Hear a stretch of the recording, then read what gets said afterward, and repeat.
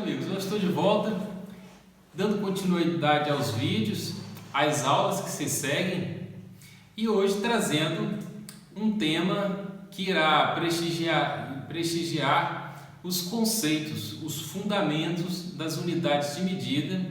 Essa aula tem o nome de Fundamentos de Unidades de Medida para Aplicação em Eletrônica. Bem, essas unidades de medidas elas não servirão somente para a aplicação de uma eletrônica macro, elas poderão ser aplicadas em qualquer tipo de eletrônica. Algumas vezes me perguntam, mas Paulo, você está ensinando eletrônica, mas o conteúdo que eu pretendo é smartphone, como que é isso? São conteúdos correlatos.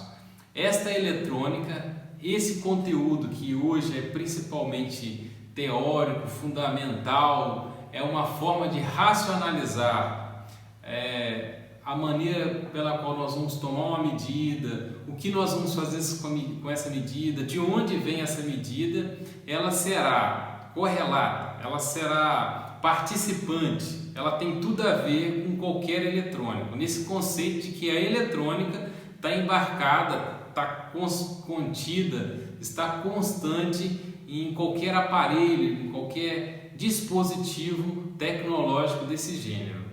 Então, sem desenvolvermos mais aí esse conceito, né, de onde que vem, e eu acredito que muitas vezes nós vamos também partir para esse lado de entender de onde vem, como devo pensar, mas sempre pegando esse conteúdo e aplicando, porque senão não faria sentido, não teria razão dentro desse nosso entendimento de que é muito importante fazer certo, mas desenvolver de forma que eu entenda o mínimo. E no decorrer desse entendimento mínimo, eu vou capturando, eu vou aprendendo e vou fazendo e refazendo melhor.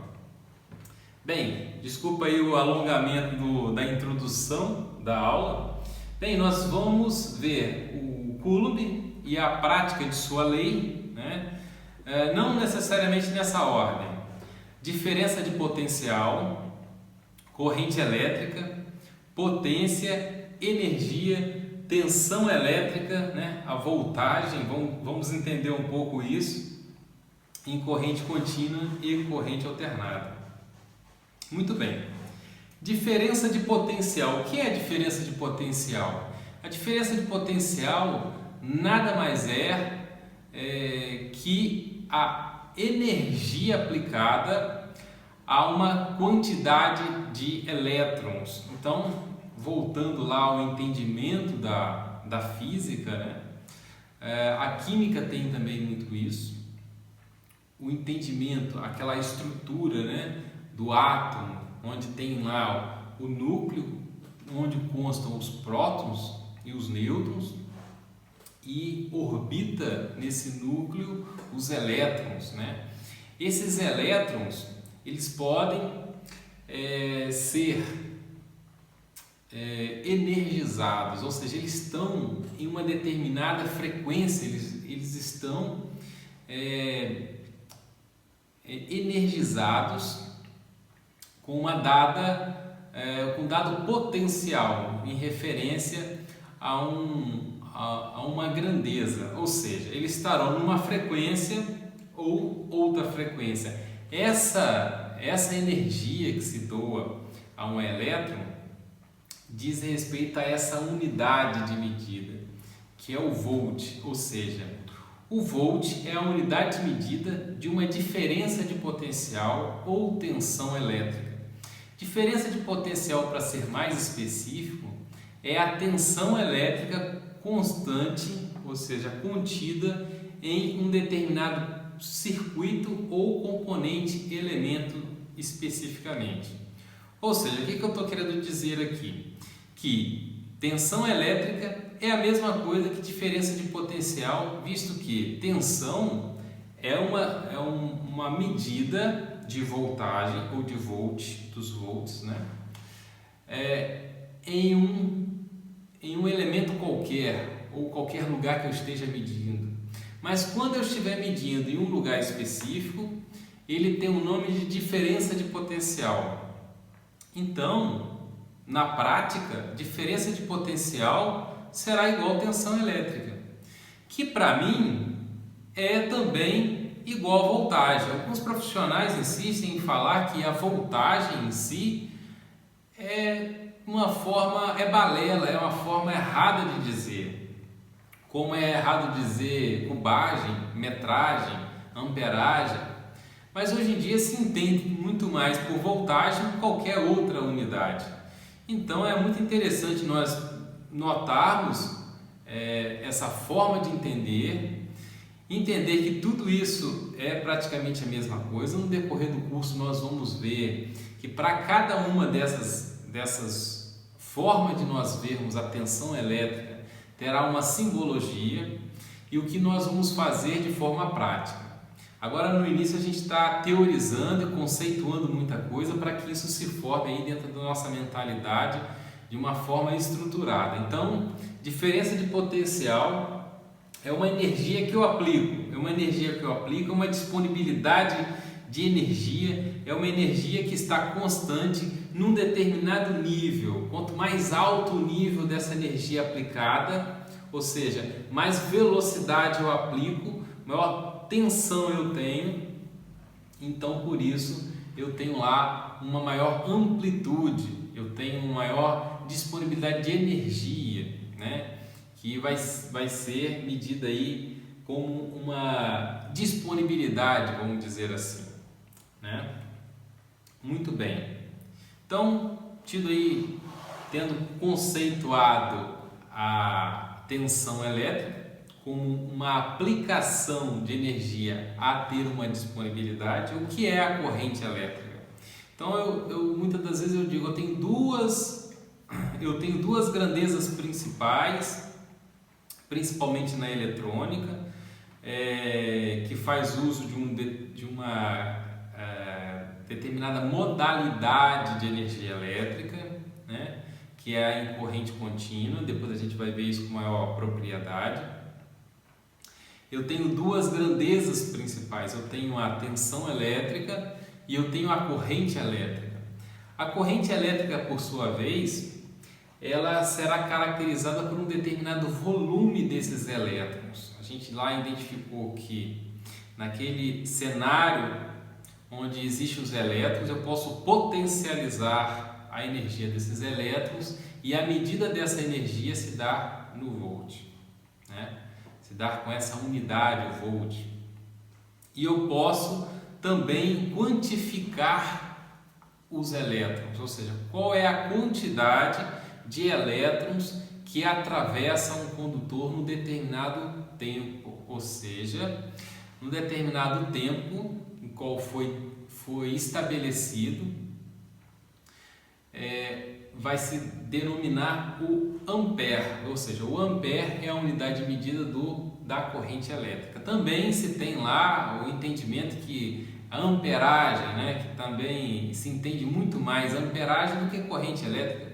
Então, nesse sentido também, para mim é válido dizer amperagem, mas o correto seria corrente elétrica. Então, importante para a gente é saber que a corrente é a quantidade de elétrons que atravessa uma seção, né, a seção transversal, ou seja, uma superfície transversal de um condutor num determinado tempo, ou seja, é a quantidade de elétrons. Isso faz muito sentido quando a gente entende que a gente pode ter um fio bem fininho e ele vai transportar muitos volts, uma quantidade de volts infinda. Ele não haverá limites para um condutor a quanto a voltagem.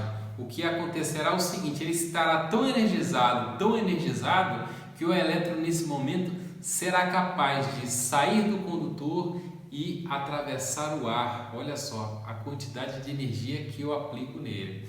Mas um condutor fino não terá a capacidade de transportar por ele um grande volume de elétrons, ou seja, não possuirá uma capacidade de transporte ou de corrente elétrica.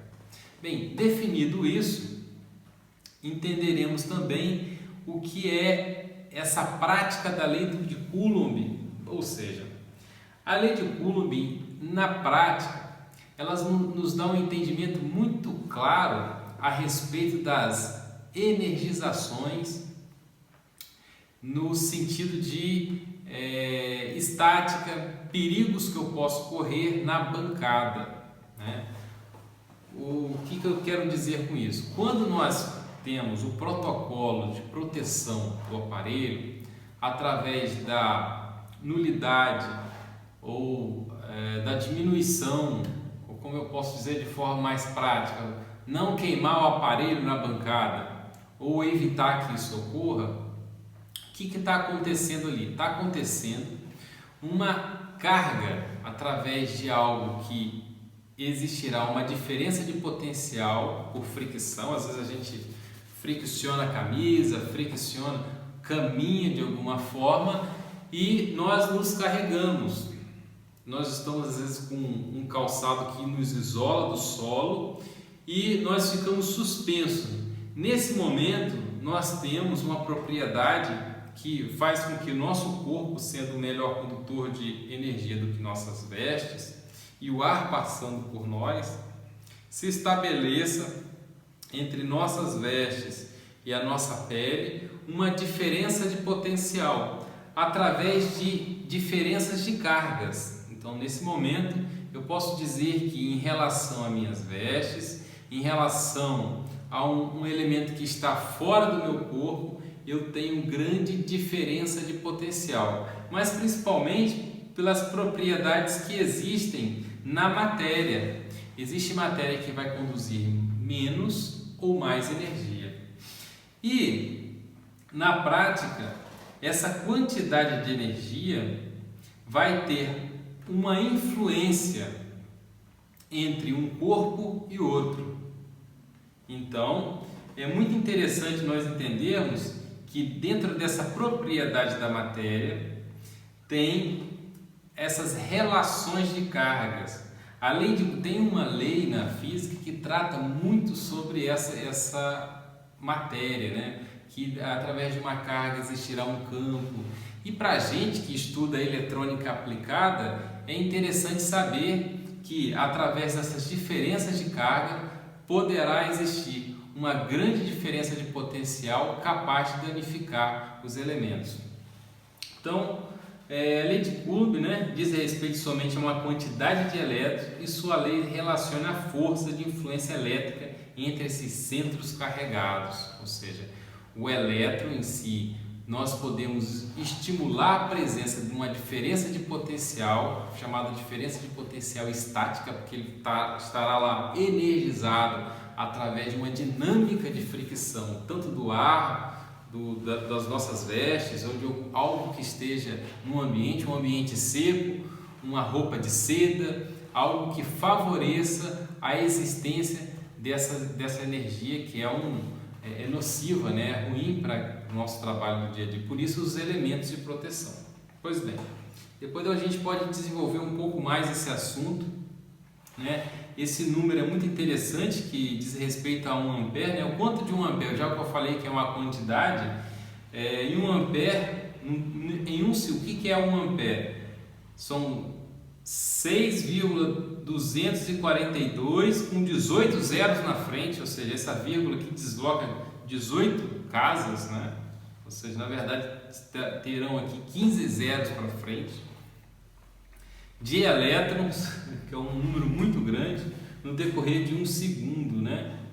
Isso aí seria a carga de 1 Coulomb, ou seja, uma quantidade de elétrons, né, que é 1 ampere, né, no decorrer de 1 segundo. Bem, sem teorizar muito, mas isso eu estou falando para que se construa. Talvez essa seja uma das aulas mais extensas e com maior carga teórica, né?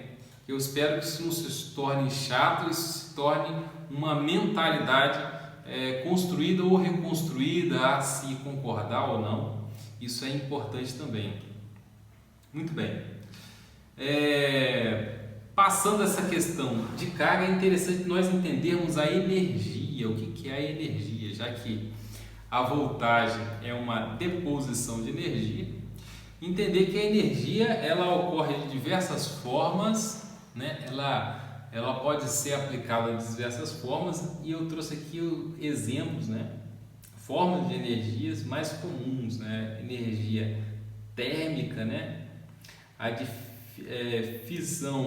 fusão nuclear, a energia elétrica, energia química, energia magnética, energia potencial e energia dinâmica. Bem, a energia em si, né, que tem lá a unidade de medida que é o Joule, ela é essa capacidade de introduzir um novo estado vibratório à matéria.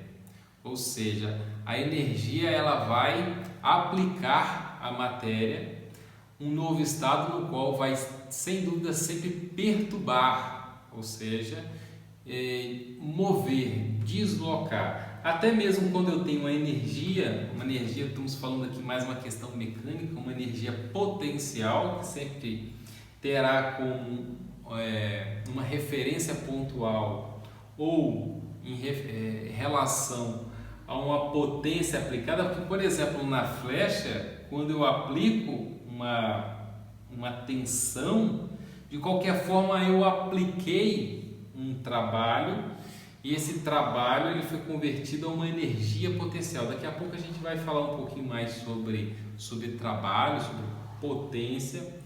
E embora nós estejamos aqui utilizando exemplos mecânicos, nós também devemos entender que a mecânica em si tem tudo a ver com a questão elétrica. Nós podemos fazer uma correlação direta entre uma aplicação e outra, já que o resultado é muito visível em si. A gente tem um resultado da energia elétrica quanto à energia e à potência de uma forma muito aparente, embora a gente não veja os movimentos em si dos elétrons.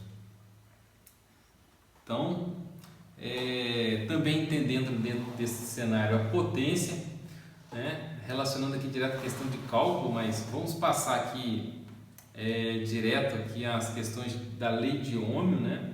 A potência vai ser então uma relação sempre relacionando o tempo, né? Mas eu falo, Paulo, mas aqui está potência é igual corrente vezes voltagem ou tensão elétrica, né? Mas se nós formos também entender a corrente em si, ela sempre vai dar num decorrer do tempo, né? Então é uma carga no decorrer do tempo.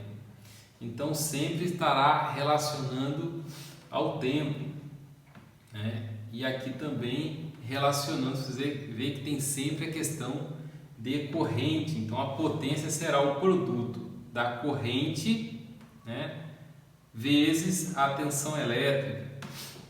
E essa potência sempre se diz respeito a uma energia no decorrer do tempo, né, que sempre resultará num trabalho especificamente.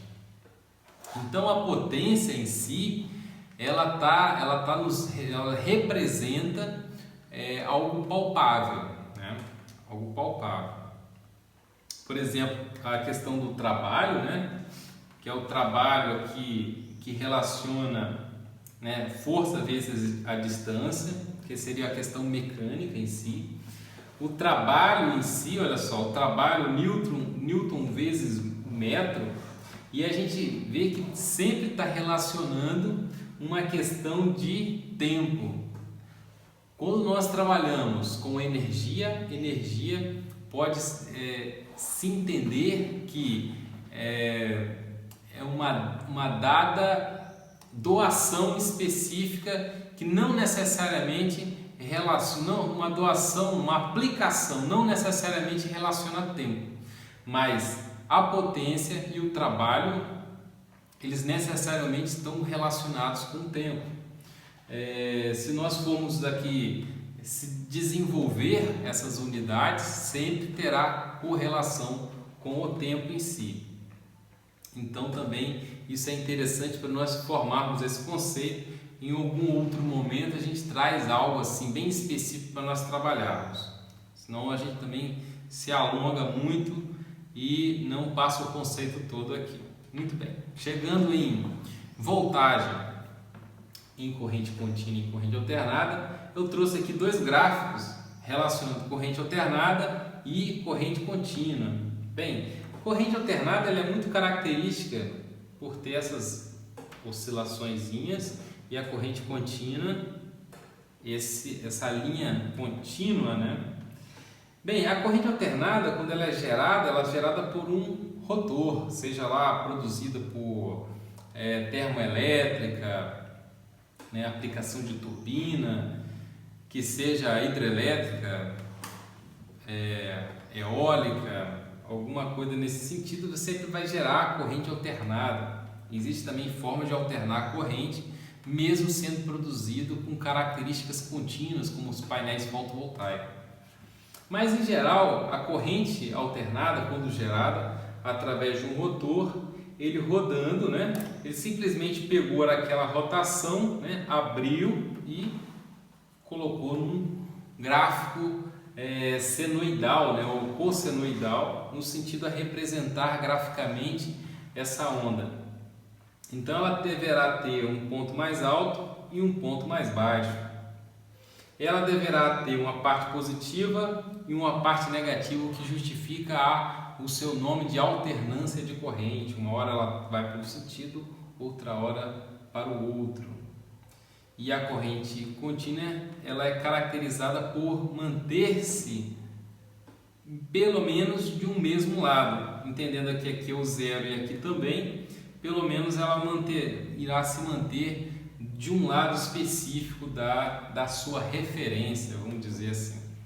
Bem, para tratarmos especificamente de cada uma, a corrente contínua em vários dispositivos nós vamos identificar simetria e amplitudes específicas. Nós teremos em diversos eletrônicos, né, gerenciadores de energia, gerenciadores de cargas, distribuidores de energia, reguladores de tensão e por aí vai, uma série de elementos que tratarão, controlarão, distribuirão, farão a monitoria específica de tensões extremamente bem reguladas. Então, entender que existe corrente contínua, ela deverá estar estabilizada. O que significa isso?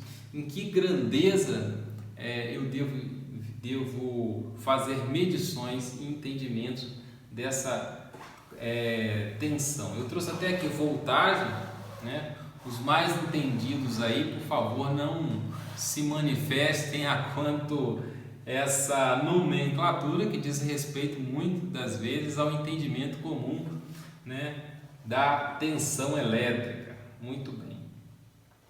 Então nós temos aqui no decorrer do teu gráfico, ele mostra o seguinte: no decorrer de um tempo eu tenho uma estabilidade de tensão e até mesmo de uma corrente. Olha só, numa corrente específica está estabelecido aqui uma determinada amplitude. Eu posso haver variações na prática, eu tenho muito isso. E aqui é muito interessante também que tem uma representação do lado positivo e eu tenho uma representação do lado negativo. Ah, Paulo, então eu vou ter sempre o mesmo fluxo de corrente? Não, absolutamente não. Da tensão positiva, a corrente sempre flui do negativo para o positivo. Por quê? Porque os elétrons se movem e eles têm carga elétrica negativa. E aqui o que vai acontecer? Vai mover-se do negativo para o zero. Por quê? Porque o zero será positivo em relação a uma tensão negativa. Olha que interessante. Então aqui agora eu tenho um mover daqui para lá. Interessante que eu vou ter um mover sempre no mesmo sentido, mas aqui eu estou doando e aqui eu estou recebendo. Então o zero, embora esteja sempre no mesmo sentido, eu vou estar em uma hora um recebendo e outro doando, mas se constitui uma categoria de corrente contínua porque fará isso o tempo todo. não se alterna no decorrer do tempo. No decorrer do tempo eu tenho uma mesma referência, vamos dizer assim. E em corrente alternada eu tenho o tempo todo uma variação. Enquanto eu estou em zero, na parte de baixo eu tenho negativo, aqui pegando essas partes que estão coloridas, na parte de cima eu tenho um positivo em relação ao zero. Mas em determinado momento eu vou ter uma parte negativa em relação ao zero. Então em determinado momento aqui eu dou o elétron, aqui eu recebo o elétron, eu dou o elétron, aqui eu recebo o elétron. Porque aqui, como se nós pegássemos a fase e tivemos aqui a fase desenhada de uma forma senoidal. E aqui temos, por exemplo, o neutro. É por isso, inclusive, que nós não devemos chamar a fase de positivo e o neutro de negativo. Porque, olha só, em determinado momento, o neutro, que é simbolizado aqui por zero, se nós formos entender assim, em determinado momento ele é negativo, ótimo. Mas olha só, logo depois ele é positivo, porque para menos, vamos supor aqui para o vale aqui ser menos 180, por exemplo, eu tenho uma relação positiva com ele. Muito bem, entendendo e fazendo essas relações entre as questões de medida, entendendo um pouco mais essas unidades, vamos ficar por aqui. Eu espero estar com vocês no próximo vídeo, porque nós vamos ter uma demonstração muito interessante dos componentes resistor, os resistores, né? Vamos ter demonstrações de diodos, semicondutores, transistores de forma geral, né?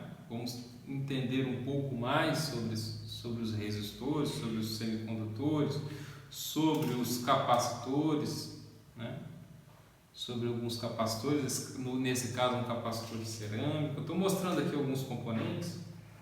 E nós vamos também falar muito sobre indutores, capacitores SMDs, semicondutores especiais,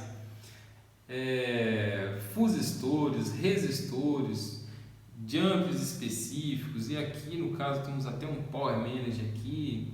Vamos estar falando bastante sobre microeletrônica.